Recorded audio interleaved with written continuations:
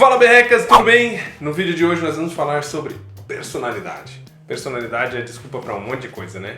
Mas a gente vai falar sobre a perspectiva da análise do comportamento. O que é análise do comportamento vê como personalidade. É isso, Lucas? É isso aí. Então não deixe de se inscrever no nosso canal, curta esse vídeo, compartilhe com seus amigos e assista até o final.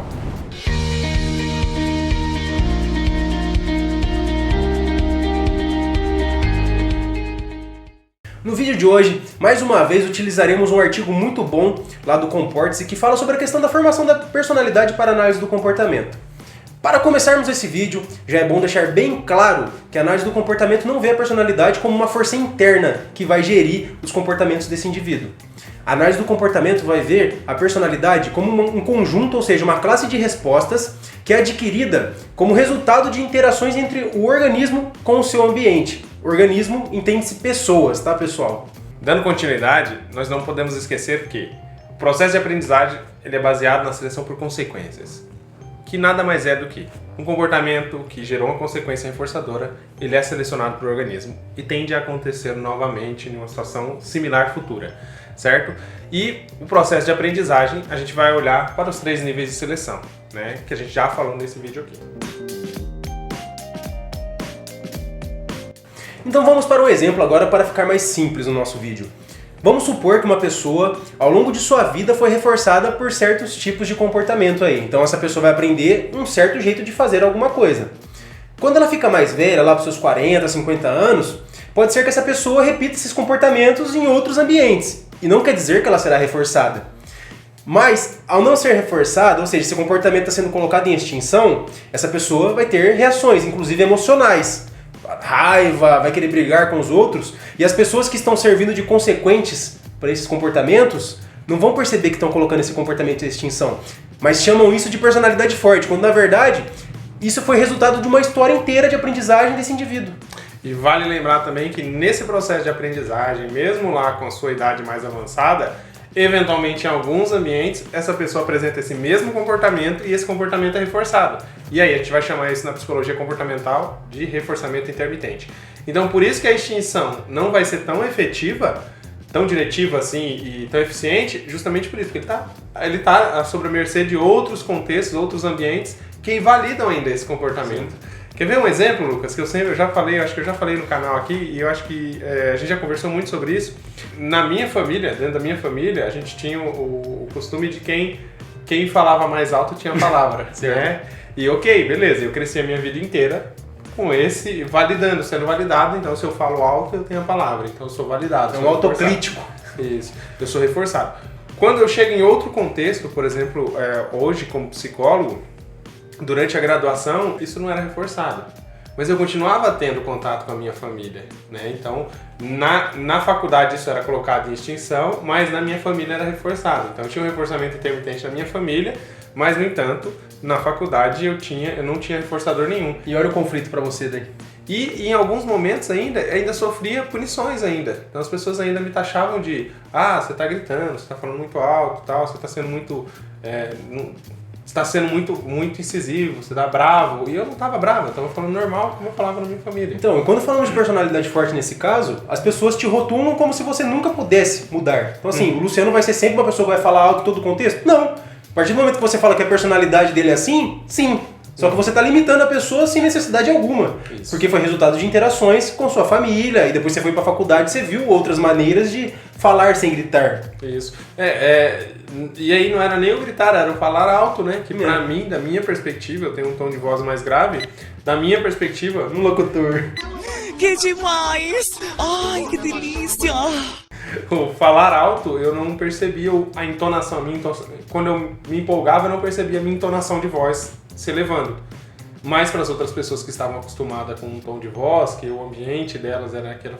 Porque a gente sempre vai ver que o psicólogo ele tem aquele clichêzinho da pessoa mais calma, que fala mais sereno, mais tranquilo. Eu aprendi a fazer isso. Hoje, dentro do contexto terapêutico, eu tenho uma fala muito serena, muito tranquila. Até quando eu estou falando com algumas pessoas...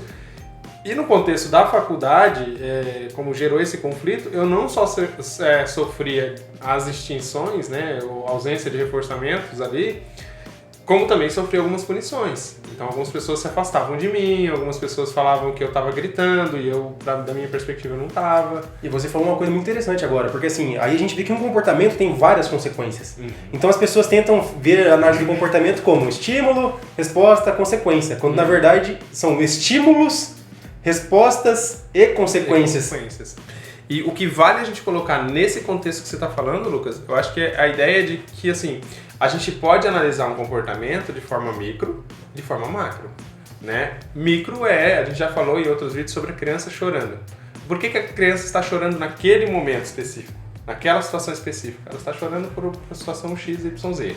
Então, ok, aquela situação. Mas existe todo um contexto macro, de um histórico de reforçamento, que aquela criança, tal, não sei o que foi validado para ela, que ela chorar naquela situação, ela ganharia alguma coisa, então ela foi reforçada por aquilo. Então aí é outro contexto de análise. Então por isso que a gente não pode reservar como você mesmo falou, assim, então aqui, então temos estímulos, respostas e consequências. Um comportamento, ele vai acontecer em função disso. O histórico de construção desse comportamento, ele vai vir de uma série de sequências de situações, não apenas uma. Eu não vou ensinar, por exemplo, a experiência clássica, que a gente tem um vídeo aqui também, do rato que aprende a apertar a barra. Eu não vou ensinar o rato a apertar a barra simplesmente porque eu mostrei pra ele que quando aperta a barra tem uma consequência reforçadora. Só se você for Todorov, aí você aprende rapidão. 10 minutinhos você tá reforçando seu rato, mas se você não for, esqueça. E é muito bacana, a gente estava conversando sobre isso essa semana, sobre a questão da análise funcional molar e molecular do professor Marçal lá do IBAC. Então se vocês não conhecem a análise funcional molar e molecular, é uma terapia muito bacana e ele faz essas análises micro e macro. E daí dá todo esse contexto que a gente já falou anteriormente e já falamos em inúmeros outros vídeos sobre isso, né, Lucas? Eu acho que a nossa ideia principal aqui como propagadores da análise do comportamento, por assim dizer, é trazer uma ideia que a análise do comportamento não é só o behaviorismo metodológico, né? Porque as pessoas costumam confundir o behaviorismo metodológico. A gente tem um radical. A gente tem o radical e aí a gente tem hoje a sintetização disso tudo com a análise do comportamento. Então, hoje a análise do comportamento ela é um construto da psicologia que traz ferramentas maravilhosas aí. Para diversas áreas. Isso, que não tem nada a ver com aquela filosofia do behaviorismo metodológico que todo mundo... vocês não consideram isso, não julgam aquilo, né? A gente vai fazer um vídeo sobre os preconceitos, né? As injustiças. Isso, as injustiças que a análise do comportamento sofreu durante a história de evolução. Bom, então, o que é legal de falar nesse vídeo é que, assim, antes que você comece a criticar alguém que tem uma personalidade forte, por assim dizer, tá? Não desconsidere, não ache que essa personalidade faz parte da pessoa e é pro resto da vida, essas características de comportamento, elas foram aprendidas, elas estão ramificadas e elas enraizadas e elas jamais vão mudar. As pessoas podem mudar. E antes de criticar alguém, antes de gerar aí até um cancelamento, que é o que a gente já falou em outro vídeo, lembre-se sempre de analisar o contexto geral. Qual foi o histórico de vida dessa pessoa? Qual o ambiente que ela estava inserida, que ela aprendeu a ser assim? Então, o que justifica ela querer introduzir esse comportamento em outro ambiente e esperar uma validação desse outro ambiente? Então, isso é muito importante antes que a gente critique alguém. Para fecharmos o vídeo de hoje, então, podemos concluir que essa questão chamada personalidade é um conjunto de comportamentos selecionados pela filogênese do indivíduo, a sua ontogênese e a cultura nos ambientes que ele viveu ao longo de sua vida. Pode ser que nos contextos atuais ele ainda bata de frente com as pessoas para mudar, mas não quer dizer que a pessoa não irá mudar. Mas esteja aberto, que nem o Luciano falou, considere a história de vida do outro, porque nós não somos robôs, não é tão fácil assim enxergar onde erramos e falamos no outro vídeo que nós fazemos psicoterapia porque a visão de um profissional da psicologia sobre nossos comportamentos é diferente de uma autoanálise, por exemplo. Isso é a mesma coisa convivendo com outras pessoas. A visão de outras pessoas sobre nós é totalmente diferente da nossa. Então a gente, às vezes queremos passar uma coisa, uma imagem, e as pessoas entendem outra. Será que estamos nos comunicando assertivamente? Será que estamos passando o que queremos realmente passar? Então, fica aí a reflexão do nosso vídeo. E se você assistiu esse vídeo até aqui, muito obrigado, deixe seu like, compartilha com seus amigos, se não está inscrito, se inscreve. Valeu.